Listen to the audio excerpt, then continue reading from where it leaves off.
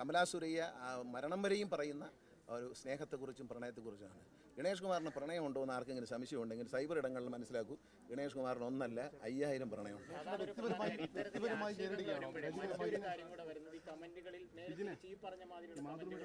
ഇത് കുശുമ്പല്ലേ?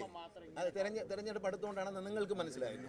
കാരണം ഒരാളെ തെരഞ്ഞെടുപ്പ് എടുത്തപ്പോൾ ഞാൻ അഴിമതിക്കാരനാണെന്ന് പറയാൻ പറ്റില്ല, കെടുകാര്യസ്ഥയുള്ളവനാണെന്ന് പറയില്ല, ഞാൻ ജനങ്ങളെ ദ്രോഹിച്ചു. ഇവിടെ ഈ നിൽക്കുന്ന ജനങ്ങൾ മുഴുവൻ എന്നെ സ്നേഹിക്കുന്നവരാണ്, എന്നെ അവരുടെ സഹോദരങ്ങളായിട്ട് കാണുന്നവരാണ്. അവരെ നിങ്ങൾ ഇവിടെ കുറേ നേരമായിട്ട് കണ്ടുകൊണ്ടിരിക്കുന്നല്ലോ. ഞാൻ അവർക്ക് വേണ്ടി ചെയ്യുന്ന നല്ല കാര്യങ്ങളെ കൂടെ നിൽക്കുന്നവരാണ്. ഒരുത്തന് രാഷ്ട്രീയത്തിൽ പാവപ്പെട്ടവൻ എന്ത് ചെയ്യുന്നു, പാവപ്പെട്ടവനെന്നോ പണക്കാരനെന്നോ നാടിനെന്ത് ചെയ്യുന്നു എന്ന് ചിന്തിക്കാനുള്ള ബുദ്ധി പത്തനാപുരത്തുകാർക്കുണ്ട്. ഇതിനേക്കാളും വലുത് കഴിഞ്ഞ മുമ്പത്തെ ഇലക്ഷനിലുണ്ടായിരുന്നു. 2013 ഞാൻ രാജിവെച്ചതിന് ശേഷം വന്ന ഇലക്ഷനിൽ എനിക്ക് ഭൂരിപക്ഷം കൂടി. എൻ്റെ മകൻ എന്നോട് ചോദിച്ചു, അച്ഛന് ഭൂരിപക്ഷം കൂടിയല്ലോ എന്ന് ചോദിച്ചു. ഇത്രയൊക്കെ ബഹളം ഉണ്ടായിട്ട് 2013 എന്നെ രാജിവെപ്പിച്ചു, കള്ളം പറഞ്ഞ് രാജിവെപ്പിച്ചു. വീട്ടിനകത്ത് നിന്ന് തന്നെ, എനിക്കെപ്പോഴും വീട്ടിനകത്ത് നിന്ന് തന്നെയാണ് ശത്രുക്കൾ, വെളിയിൽ നിന്നാരും വരാറില്ല. ബഹുമാനായ VS അച്യുതാനന്ദൻ എല്ലാവരുടെയും അഴിമതി കണ്ടെത്തുന്ന അദ്ദേഹം പോലും ഞാൻ അഴിമതിക്കാരനല്ല എന്ന് അന്ന് പറഞ്ഞിട്ടുണ്ട്. എന്നെപ്പറ്റി നല്ല അഭിപ്രായം പറഞ്ഞിട്ടുണ്ട്. അപ്പം നിങ്ങൾ ആലോചിക്കേണ്ടത്, ഒരാൾ അഴിമതിക്കാരനല്ല, രാഷ്ട്രീയത്തിലാണ്. ഞാൻ വർഗീയവാദിയല്ല, ഞാൻ അഴിമതിക്കാരനല്ല, ഞാൻ ജനങ്ങളെ ദ്രോഹിക്കുന്നവനല്ല, KSRTC ജീവനക്കാരെ ഞാൻ ദ്രോഹിച്ചിട്ടില്ല. അവരൊന്നടങ്കം എൻ്റെ കൂടെ നിൽക്കണം. ഒരാൾ ഏറ്റവും മിടുക്കനാണെന്ന് കേരളത്തിലെ ജനങ്ങൾ രാഷ്ട്രീയ പ്രബുദ്ധതയുള്ളവരാണ്. അവർ പറയുന്നു ഗണേഷ് കുമാറാണ് ദി ബെസ്റ്റ് മിനിസ്റ്റർ എന്ന് പറയുന്നൊരു മാനസികാവസ്ഥയിൽ നിൽക്കുമ്പോൾ ഇന്നലെ പറഞ്ഞല്ലോ NSS എന്നെ പുറത്താക്കി എന്നല്ലായിരുന്നു വാർത്ത. എന്തായി? NSS എന്നെ പുറത്ത് എന്ത് പരാതി? അതിപ്പോൾ ഒരു സമുദായം വരുമ്പോൾ അതൊന്നും അല്ല, പുറത്താക്കി മാറ്റി കമ്മിറ്റി വിരിച്ചു വിട്ടു എന്നൊക്കെ ആയിരുന്നു. അതൊക്കെ വെറുതെ പറയുന്നില്ല. ഇതൊക്കെ ഇലക്ഷൻ എടുത്തത് കൊണ്ട് രാഷ്ട്രീയ മുതലെടുപ്പാണ്. പിന്നെ NSS റോഡിലിറങ്ങി ജാഥ നടത്താൻ നിങ്ങൾ മനസ്സിലാവും. NSS റോഡിലിറങ്ങി പ്രതിഷേധ ജാഥ നടത്താൻ ആഹ്വാനം ചെയ്യാൻ ഒരേ ഒരാൾക്കേ അവകാശമുള്ളൂ, അത് NSS ജനറൽ സെക്രട്ടറിക്കാണ്. അല്ലാതെ താലൂക്ക് യൂണിയൻ പ്രസിഡന്റിനോ താലൂക്ക് യൂണിയൻ സെക്രട്ടറിക്കോ ഒന്നും ജനങ്ങളെ, നായർ സമുദായത്തിൽപ്പെട്ടവരെ റോഡിലിറക്കി മുദ്രാവാക്യം വിളിക്കാൻ അനുവാദമില്ല. ശബരിമല വിഷയം വന്നപ്പോൾ ബഹുമാനപ്പെട്ട NSS ജനറൽ സെക്രട്ടറി അദ്ദേഹം ഒരു ശരണം വിളിച്ചുകൊണ്ടുള്ള ഒരു സമരത്തിന് ആഹ്വാനം ചെയ്തു. അത് കേരളത്തിലാകെ അലയടിച്ചു. എല്ലാ നായർ സമുദായങ്ങളും രാഷ്ട്രീയത്തിനപ്പുറമായി പങ്കെടുത്തു. അല്ലാതെ ഗണേഷ് കുമാറിനെതിരായിട്ട് ഇലക്ഷൻ എടുക്കുമ്പോൾ കോൺഗ്രസ്സുകാർക്ക് ജാഥ നടത്താനുള്ളതല്ല NSS ഒരു രാഷ്ട്രീയ പാർട്ടിയല്ല. ഞാനൊരു രാഷ്ട്രീയ പാർട്ടിയെ നയിക്കുന്ന ആളാണെങ്കിലും ഞാൻ NSS രാഷ്ട്രീയം കാണാറില്ല. അപ്പോൾ ആ രാഷ്ട്രീയം അതിനിടയിൽ കൂടെ എടുത്ത് മുതലെടുക്കാൻ ശ്രമിച്ചാൽ അത് എങ്ങനെ കൈകാര്യം ചെയ്യണം എന്ന് NSS നേതൃത്വം തീരുമാനിക്കും. പിന്നല്ലാതെ ആരാണ് പട്ടാഴിയിൽ ജാഥ നടത്തിയത്? BJP-കാരില്ല, കമ്മ്യൂണിസ്റ്റുകാരില്ല, കേരള കോൺഗ്രസ്സുകാരില്ല, ആരുമില്ല. കോൺഗ്രസ്സുകാർ മാത്രമേ ഉള്ളൂ പട്ടാഴിയിൽ ഇന്നലെ ജാഥ നടത്തി എന്ന് പറയുന്നിടത്ത്. BJP-യുടെ ഇവിടുത്തെ നേതാവ് എഴുതിയിട്ടുണ്ട് NSS ഹൈജാക്ക് ചെയ്യാൻ നോക്കേണ്ട കോൺഗ്രസ് എന്നാണ് അദ്ദേഹത്തിൻ്റെ ഫേസ്ബുക്ക് പോസ്റ്റ്. ഇതൊക്കെ നിങ്ങൾ കാണണം. ഈ തെരഞ്ഞെടുപ്പ് എടുക്കുമ്പോൾ ഇതുപോലുള്ള കുറച്ച് ചലവലായിത്തരങ്ങൾ വരും. അത് ഞാൻ നേരത്തെ പ്രതീക്ഷിക്കുന്നതാണ്, എല്ലാ തവണയും ഉള്ളതാണ്. ആരാണ് സിനിമയിൽ മാത്രം കണ്ടിട്ടുള്ള ഞാൻ 2001 മത്സരിക്കുമ്പോൾ എനിക്കെതിരെ എന്തെല്ലാം അനാവശ്യം പറഞ്ഞു. പിന്നെ പ്രണയത്തെക്കുറിച്ച് ചോദിക്കുകയാണെങ്കിൽ ഒരു അത്ഭുതകരമായ കാര്യമല്ല. ഗണേഷ് കുമാറിന് പ്രണയമുണ്ട്, ഇഷ്ടംപോലെ ഉണ്ട്. ഗണേഷ് കുമാറിനെ പ്രണയിക്കുന്നതുകൊണ്ട് ഗണേഷ് കുമാർ പ്രണയം. ഞാൻ മാധവക്കുട്ടി പറഞ്ഞതുപോലെയും പുനത്തിൽ കുഞ്ഞബ്ദുള്ള പറഞ്ഞതുപോലെയും അവരൊക്കെ മഹാന്മാരാണല്ലോ. അസൂയ അതൊക്കെ കുശുമ്പ. നമ്മൾ എല്ലാവരും പ്രണയിക്കും, അപ്പോൾ ആർക്കും അസൂയ ഉണ്ടാവുമല്ലോ. പണ്ട് ഒരാളൊരു ബെൻസ് കാർ വാങ്ങിച്ചു. അപ്പോൾ ഞാൻ എൻ്റെ അച്ഛനോട് പറഞ്ഞു, അച്ഛൻ അവർ ബെൻസ് കാർ വാങ്ങിച്ചു. അപ്പോൾ അച്ഛൻ പറഞ്ഞു, ഇടാ എല്ലാവരും വാങ്ങിക്കട്ടെ, അപ്പോൾ നമ്മൾ വാങ്ങിക്കാതെ ആൾക്കാർക്ക് ഒരു വിഷമം ഉണ്ടാവത്തില്ല, അസൂയ കാണത്തില്ലോ. ഇത് എല്ലാവരും പ്രണയിക്കും, അപ്പോൾ അസൂയ മാറും. ഈ രാഹുൽ മാങ്കൂട്ടത്തിൽ മിനിസ്റ്റർ പഴയ ഒരു പ്രസ്താവന എടുത്തു വെച്ചിട്ട് ഇതല്ലേ അധപ്പതനം എന്ന് പറഞ്ഞുകൊണ്ട് അല്ല, അദ്ദേഹത്തിൻ്റെ അത്രയും അധപ്പതനമില്ല. അദ്ദേഹത്തിൻ്റെ അധപ്പതനത്തെക്കുറിച്ച് നിങ്ങളാണ് പറഞ്ഞത്, ഞാനല്ല. പറയാൻ യോഗ്യനായ ആൾ തന്നെയാണ്, വളരെ യോഗ്യനാണ്. അദ്ദേഹം യോഗ്യനാണെന്ന് തെളിയിച്ചു. അദ്ദേഹം തെളിയിച്ചുകൊണ്ടിരിക്കുകയാണ് അനുദിനം. ഇനി ആരൊക്കെ വരാൻ പോകുന്ന അറിയത്തില്ല. ഏതായാലും ഞാൻ അദ്ദേഹം ചെയ്ത കണക്കുള്ള പണി ചെയ്തെന്ന് പറഞ്ഞാൽ ആരും വന്നിട്ടില്ല. ഇന്നും അങ്ങനെയല്ലേ? എടുത്തു നോക്കൂ, വീട്ടിനകത്ത് ശത്രു ഉണ്ടായിരുന്നല്ലോ പണ്ട്, വീട്ടിൽ നിന്നാണല്ലോ. അല്ലാതെ എന്നെ എന്നാണ് ജനങ്ങൾ എതിർത്തത്? എന്നെ എന്നാണ് അപ്പുറത്തുനിന്ന് നിയന്ത്രണത്തിൽ വരും. ചില ആളുകളുടെ നിയന്ത്രണത്തിൽ വരുമ്പോൾ ചട്ടുകമായി മാറും ചില ആളുകൾ. സുപ്രധാന സമയങ്ങൾ താങ്കൾ മന്ത്രിസ്ഥാനം അപ്പോഴും വന്നേ. അപ്പോൾ അതെവിടെ നിന്ന് വന്നു? വെളിയിൽ നിന്ന് വന്നു. ആ ആരോപണത്തിൽ യാതൊരു കഴമ്പുമില്ല. കേരളത്തിൽ എൻ്റെ പേരിൽ ഒരുപാട് കേസുകളുണ്ടെന്ന് പറഞ്ഞാണ് മുഖ്യമന്ത്രി തെറ്റിദ്ധരിപ്പിച്ചത്. പക്ഷേ എൻ്റെ പേരിൽ ഒരു പെറ്റി കേസ് പോലും ഇല്ല.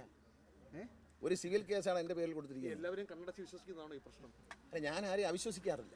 കാരണം എന്താ, ഞാൻ എല്ലാവരോടും ഫ്രീ ആയിട്ട് ഇടപെടും. പിന്നെ ഇത് നിങ്ങൾ കണ്ടോളൂ, എൻ്റെ ആ ഒരു നിഷ്കളങ്കതയുണ്ട്. ഞാൻ എല്ലാവരോടും സ്നേഹത്തോടെ പെരുമാറുന്ന നിഷ്കളങ്കതയുണ്ട്. അത് എന്നെ സഹായിക്കും. അത് മനുഷ്യത്വമാണ്, അത് ദൈവവിശ്വാസമാണ്. പത്തനാപുരത്ത് ഇത് ബാധിക്കില്ല. ഒന്നും ബാധിക്കില്ല.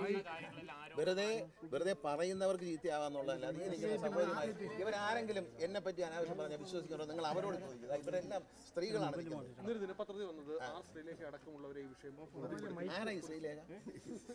അവർക്ക് കുശുമ്പ് കൊണ്ട് നടക്കില്ലേ? അവരെ മേയറാക്കാതെ രാജേഷിനെ മേയറാക്കിയതിന് കുശുമ്പ് കൊണ്ട് പിണങ്ങി വീട്ടിയിരിക്കുന്ന MLA അടിച്ചിറക്കി എനിക്ക് എങ്ങനെ അറിയാം? അവർ BJP കാരിയാണ്, അവർ BJP കാരിയാണ്, ഞാൻ LDF കാരനാണ്, കേരള കോൺഗ്രസ്. സ്ത്രീ 112 വിളിച്ച് പരാതി പറഞ്ഞത് ആർക്കും വിളിച്ചുകൂടി? വട്ടുമൂത്താൽ ആർക്കും പറയാം.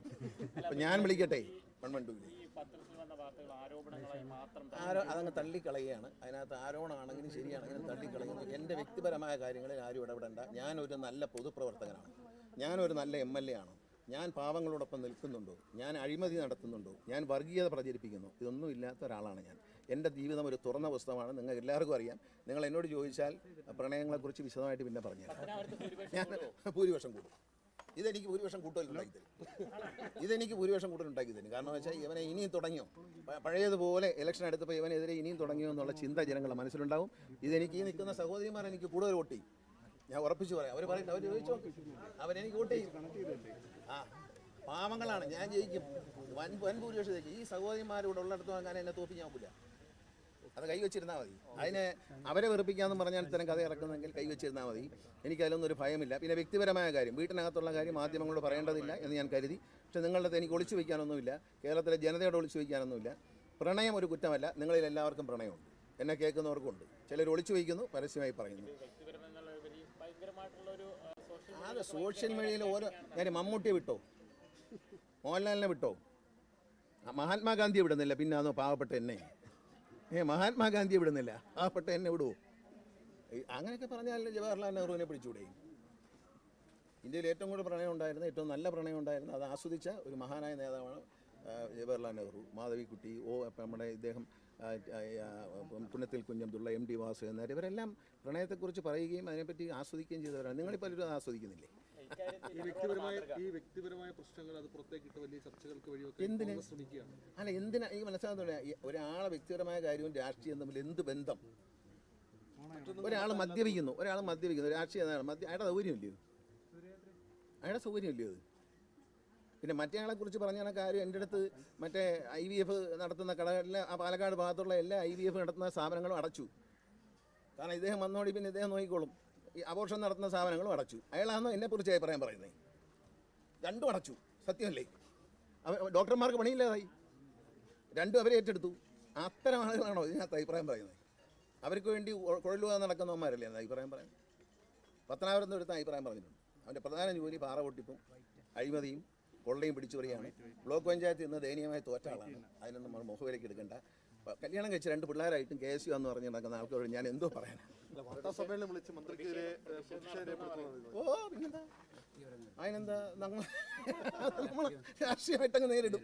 വേറെ കാര്യം എന്ത്? വാർത്താ സമ്മേളനം വിളിച്ചാൽ നിങ്ങൾ വാർത്ത കൊടുക്കും, അത് കാണും. ചിലർ വിശ്വസിക്കും, ചിലർ വിശ്വസിക്കത്തില്ല. എൻ്റെ വോട്ട് കൂടും. നിങ്ങൾക്കൊരു സംശയം വേണ്ട. പത്തനാപുരത്തുകാർക്ക് എന്നെ അറിയാം. 25 കൊല്ലമായിട്ട് എന്നെ അറിയാം. എൻ്റെ എക്സ്റേ വരെ അവർക്കറിയാം.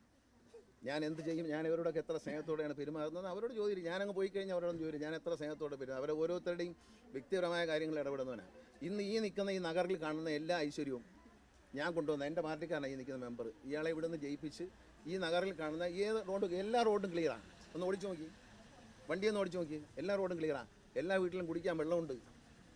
ഇതൊരു നഗരമാണ്, ഒരു SC നഗരമാണ്. ഈ നഗറിൽ താമസിക്കുന്ന പാവപ്പെട്ടവരുടെ എല്ലാവരുടെയും വീട്ടിൽ കുടിക്കാൻ വെള്ളമുണ്ട്, ശുദ്ധീകരിച്ച വെള്ളം. അതാണ് ഗണേഷ് കുമാർ, അല്ലെ മറ്റതല്ല ഗണേഷ് കുമാർ. അവർ ആസ്വദിക്കട്ടെ. ഇത് തന്നെ ഒരു സുഖമല്ലേ? ഇത് വായിക്കുന്ന ഒരു സുഖം മനസ്സിലായി. ഈ സിനിമയിൽ നിൽക്കുന്ന കാലത്ത് ഇങ്ങനെ സംഭവമുണ്ട്. ഇപ്പോൾ ഗണേഷ് കുമാറും വേറൊരു നടിയുമായിട്ട് പ്രണയമാണെന്ന് പറഞ്ഞാൽ ആ നടിയെ അറിയാം, ഗണേഷ് കുമാറിനെ അറിയാം. അപ്പോൾ ഇമാജിൻ കൊള്ളാമല്ലോ, എളുപ്പമാണ്. ഞാനും സുമതിക്കുട്ടി അമ്മയും തമ്മിൽ പ്രണയത്തിലാണെന്ന് പറഞ്ഞാൽ സുമതിക്കുട്ടി അമ്മ ആർക്കും അറിയത്തില്ല, എന്നെ മാത്രമേ അറിയത്തുള്ളൂ. രണ്ടുപേരെയും അറിയാവുന്നവരാണെങ്കിൽ നല്ല രീതിയിൽ ആസ്വദിക്കാം. ഇതൊരു രോഗമാണ്. ഇത് നമ്മൾ മലയാളിക്ക് ഈ ഒരു പീപ്പിംഗ് ടെൻഡൻസി എന്നൊരു സ്വഭാവം ചില ആൾക്കാർക്കുണ്ട്. ഭൂരിപക്ഷത്തിനില്ല, കുറേ ആൾക്കാർക്കുണ്ട്. അതിൻ്റെ ഭാഗമാണ് അവർ പീപ്പിയിട്ട് ഒളിഞ്ഞു നോക്കിയാൽ പലതും കാണാം എന്നൊരു ചൊല്ലുണ്ട്. തെരഞ്ഞെടുപ്പിലൊരു കാര്യം ചിലർ പറയുന്നത് 5 തെരഞ്ഞെടുപ്പ് 6ാമത്തെ തെരഞ്ഞെടുപ്പിലാണ് ബാലകൃഷ്ണ പിള്ള ഒരു പരാജയത്തിലേക്ക്. അതൊക്കെ ജാതകം നോക്കിയാന്ന് അതൊക്കെ ചെയ്യുന്നത്. ഈ പിന്നെ പത്തനാപുരം നിയമത്തിൽ പണ്ട് പറയായിരുന്നു ഒരു MLA 2 പ്രാവശ്യം കൂടുതൽ ജയിച്ചിട്ടില്ല എന്ന്. അങ്ങനൊരു അനാചാരം ഉണ്ടായിരുന്നു. ഒരു MLA യും ഇവിടെ 2 പ്രാവശ്യത്തിനുള്ളിൽ ജയിച്ചിട്ടില്ല എന്ന് പറഞ്ഞു. ഞാൻ 5 തവണ ജയിച്ചില്ലേ. ഇതൊക്കെ അനാചാരങ്ങളും അന്ധവിശ്വാസങ്ങളുമാണ്. ഇത് പിന്നെ പൂച്ച കുറുക്കിനെ അടി എന്നൊക്കെ പറയുന്നതിനൊക്കെയുള്ള അന്ധവിശ്വാസങ്ങളാണ്. കുന്താലിയും കൊണ്ട് വരുന്ന ആളിനെ കണ്ട ശകുനപ്പഴയാണ്. അയാൾ വന്ന് വീട്ടിൽ പറമ്പിൽ കിളച്ച് മരച്ചീനിയും വാഴയും വെച്ച് തന്ന് അതെടുത്ത് തിന്നുന്നതിൽ ഒരു ദണ്ണമില്ല. അതുകൊണ്ട് ഇത്തരം അന്ധവിശ്വാസങ്ങളൊന്നും ഞാൻ വിശ്വസിക്കത്തില്ല. അങ്ങനെ രാശിയും ഗീശിയൊന്നുമില്ല. ജനങ്ങൾ നന്മ ചെയ്തിട്ടുണ്ട്, അവർ ജയിപ്പിക്കും. അതിന് ഏത് രാശിയായാലും കുഴപ്പമില്ല, ഏത് ചെന്നിരാശിയായാലും കുഴപ്പമില്ല. എനിക്കിതിലൊന്നും വിശ്വാസമില്ല. ഞാൻ ദൈവത്തിൽ വിശ്വസിക്കുന്നു. നിങ്ങൾ ധൈര്യമായിട്ടിരിക്കുക, ഒരാശങ്കയും വേണ്ട. ഇത് രാഷ്ട്രീയമാണ്. ഇലക്ഷൻ എടുത്തപ്പോൾ ഇന്നലെ NSS ജനറൽ സെക്രട്ടറി എന്നോട് ആവശ്യപ്പെടുകയോ ഒന്നും ചെയ്യാത്ത, അദ്ദേഹം പോലും അറിയാത്ത കാര്യങ്ങൾക്ക് അദ്ദേഹം തീരുമാനിക്കും എൻ്റെ കാര്യത്തിൽ. അദ്ദേഹം എന്നോട് പറയുകയാണ്, ഗണേഷ് കുമാർ നിങ്ങൾ രാജിവെക്കുമെന്ന് അദ്ദേഹം പറഞ്ഞാൽ ആ നിമിഷം ഞാൻ രാജിവെക്കും. കാരണം ഞാൻ അദ്ദേഹത്തിൻ്റെ കൂടെ എൻ്റെ പിതാവിൻ്റെ മരണശേഷം എൻ്റെ പിതൃസ്ഥാനീയനായി നിന്ന് എന്നെ അനുഗ്രഹിക്കുകയും സഹായിക്കുന്ന ഒരു വ്യക്തിയാണ് NSS ജനറൽ സെക്രട്ടറി. പറയാൻ എനിക്ക് യാതൊരു ലജ്ജയുമില്ല, അഭിമാനമേ ഉള്ളൂ. എൻ്റെ അച്ഛൻ മരിക്കുന്നതും എന്നോട് പറഞ്ഞിട്ടുണ്ട്, നീ സുകുമാരൻ നായരുടെ കാലം മുഴുവൻ അദ്ദേഹത്തിൻ്റെ നിഴൽ പോലെ നിൽക്കണം എന്ന് എൻ്റെ അച്ഛൻ മരിക്കുന്നതിന് മുമ്പ് എന്നോട് പറഞ്ഞിട്ടുണ്ട്. അത് ഞാൻ പാലിച്ചിരിക്കും. അതിന് എനിക്ക് പിന്നെ സ്ഥാനമാനങ്ങൾ പ്രശ്നമല്ല. അദ്ദേഹം എനിക്ക് തന്നതാണ്. ഞാൻ അദ്ദേഹത്തോട് പറഞ്ഞു, സാറേ ഒന്നും വേണ്ട, ഇനി ഞാൻ കൂടെ നിൽക്കാമെന്ന് പറഞ്ഞു. പക്ഷേ അദ്ദേഹമാണ് എന്നെ ഡയറക്ടർ ബോർഡിലേക്ക് എടുത്തത്. എന്നെ വിളിച്ച് പറഞ്ഞിട്ടാണ്, നാളെ രാവിലെ ഇവിടെ വരൂ എന്ന് പറഞ്ഞ് വിളിച്ചു വരുത്തിയാണ് എനിക്ക് തന്നത്. അദ്ദേഹം തീരുമാനിക്കും അക്കാര്യങ്ങളിൽ. അതിനകത്തൊന്നും ഒരു തെറ്റുമില്ല. NSSനെ സംബന്ധിച്ചുള്ള കാര്യങ്ങൾ അദ്ദേഹമാണ് തീരുമാനിക്കുന്നത്. ഞാൻ അദ്ദേഹത്തെ അനുസരിക്കുന്ന ഒരു മകനെ പോലെ ഒരാളാണ്. ഞാൻ പ്രായത്തിൽ വളരെ കുറവാണ്. അദ്ദേഹം ഇതിനെ നയിച്ച് പരിചയമുള്ള വലിയ NSSൻ്റെ വലിയ നേതാവാണ്. അദ്ദേഹത്തിന് കാര്യങ്ങൾ ആരും പറഞ്ഞു കൊടുക്കുകയൊന്നും വേണ്ട. അദ്ദേഹം എങ്ങനെ പറയുന്നോ അതുപോലെയായിരിക്കും പത്തനാപുരം താലൂക്കിൻ്റെ മുന്നോട്ടുള്ള പോക്ക്. ഇപ്പോൾ എൻ്റെ അച്ഛൻ ജീവിച്ചിരിക്കില്ല. അച്ഛനുണ്ടെങ്കിൽ അച്ഛന് പരിചയസമ്പന്നനാണ്. പക്ഷേ അദ്ദേഹത്തെ പരിചയസമ്പന്നനായ സുകുമാരൻ നായർ സാർ പറയുമ്പോൾ ഞാൻ എൻ്റെ ഈ താലൂക്കിനെ എങ്ങനെ പോകണം എന്ന് തീരുമാനിക്കുന്നത് ജനറൽ സെക്രട്ടറി ആയിരിക്കും. യാതൊരു സംശയമില്ല. ഞാൻ അദ്ദേഹത്തിന് വേണ്ടി ഇവിടെ കസേരയിൽ ഇരിക്കുന്നുള്ളൂ. അതിലൊന്നും ഒരു ആശങ്കയും വേണ്ട. NSS ഒന്നും എനിക്കെതിരല്ല. നായർ എനിക്കെതിരാണെന്ന് പറയുക, ഈഴവർ എനിക്കെതിരാണെന്ന് പറയുക, ഒന്നുമല്ല. ആരും എനിക്കെതിരല്ല. എനിക്ക് ജാതിയില്ല, മതമില്ല. ഞാനൊരു കലാകാരനായി ജോലിച്ചവനാണ്.